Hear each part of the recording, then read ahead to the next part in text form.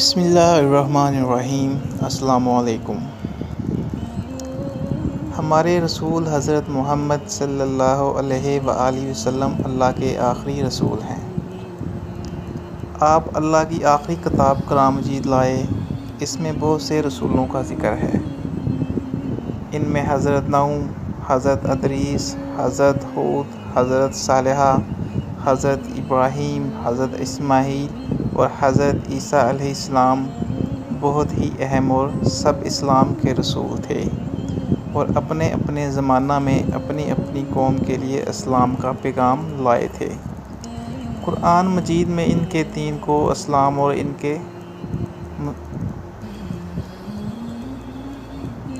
ان کو مسلم کہا گیا ہے۔ قرآن مجید ہی میں یہ وضاحت بھی کی گئی ہے کہ اللہ کے نزدیک صرف اسلام ہی دین ہے، اور جو کوئی اسلام کے سوا کوئی اور دین اختیار کرے گا وہ اللہ کو قبول نہ ہوگا۔ اس سے ثابت ہوا ہے کہ اللہ کے پاس سے جتنے رسول آئے وہ سب اسلام ہی کے رسول تھے۔ پھر عقلی اور منطقی طور سے بھی یہ ثابت ہوتا ہے، جب اللہ واحد ہے تو اس کے بھیجے ہوئے تمام رسول ایک ہی پیغام اور ایک ہی دین لے کر آئے، اور وہ دین اسلام ہے۔ آخری رسول صلی اللہ علیہ وآلہ وسلم کے تشریف لانے سے پہلے تمام رسول ایک خاص زمانہ اور ایک خاص قوم کی ہدایت کے لیے آئے تھے۔ ایسا بھی ہوا کہ ایک وقت میں دو رسول ایک ہی جگہ ہوئے، یا دو مختلف مقامات پر۔ حضرت موسیٰ اور حضرت ہارون علیہ السلام دونوں مصر میں فرعون اور بنو اسرائیل کی ہدایت کے لیے بھیجے گئے تھے، یا حضرت ابراہیم اور حضرت لوط علیہ السلام دو الگ الگ قوموں کے لیے حضرت موسیٰ کے ایک اور معاصر رسول حضرت شعیب علیہ السلام تھے، جو اپنی قوم کے رسول تھے۔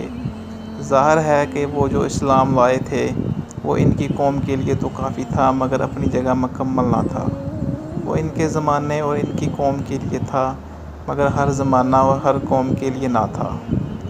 دراصل معاملہ یہ ہے کہ اللہ تعالیٰ نے اس کائنات کی تخلیق میں اور اس کی ہر چیز میں ترجیح ارتقاء کا اصول رکھا ہے، اور رسالت کے ادارہ میں بھی جاری و ساری ہے۔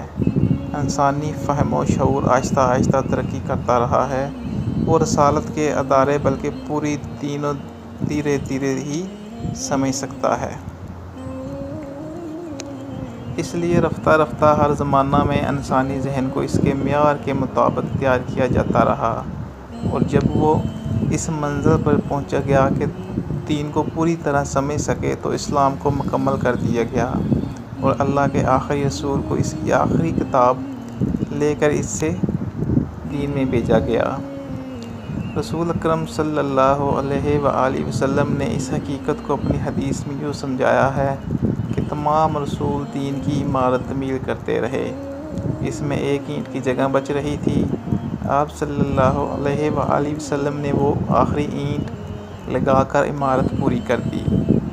قرآن مجید نے اس کو یوں واضح کیا ہے کہ اللہ کے فرمان کے مطابق میں نے تم پر اپنی نعمت پوری کر دی اور تمہارے لیے دین اسلام کو پسند کر لیا کہ اب اس کے بعد کوئی اور دین قبول نہ ہوگا۔ جب دین کی تکمیل ہو گئی اور اللہ تعالیٰ نے اس کی حفاظت کا وعدہ کر لیا، تو ہمارے رسول سیدنا محمد صلی اللہ علیہ وآلہ وسلم خاتم النبی آخری رسول قرار دیے گئے کہ آپ کے بعد قیامت تک کوئی رسول اور نبی نہ آئے گا۔ لہٰذا آپ کا لایا ہوا دین اسلام مکمل ہونے کے ساتھ آفاقی اور ابتری، یعنی ہر زمانے کے لیے، تمام انسانوں کے لیے ہے۔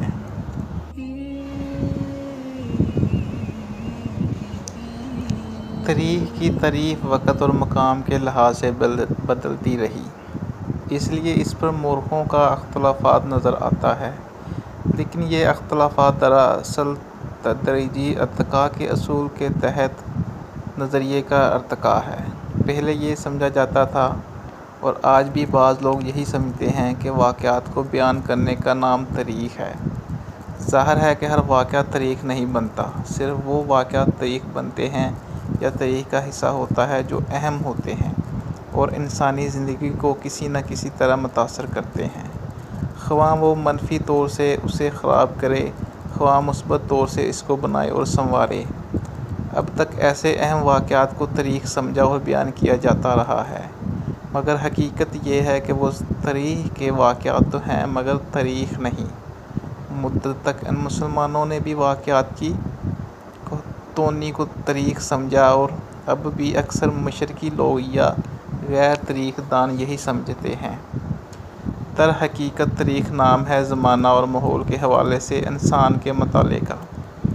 ایک خاص زمانے میں انسانوں کے ایک خاص گروہ یا گروہوں نے اپنے ماحول میں کارنامے یا سیاہ کرتوت انجام دیے اور انہوں نے انسانی زندگی کی گاڑی کو آگے بڑھایا یا پیچھے دھکیلا۔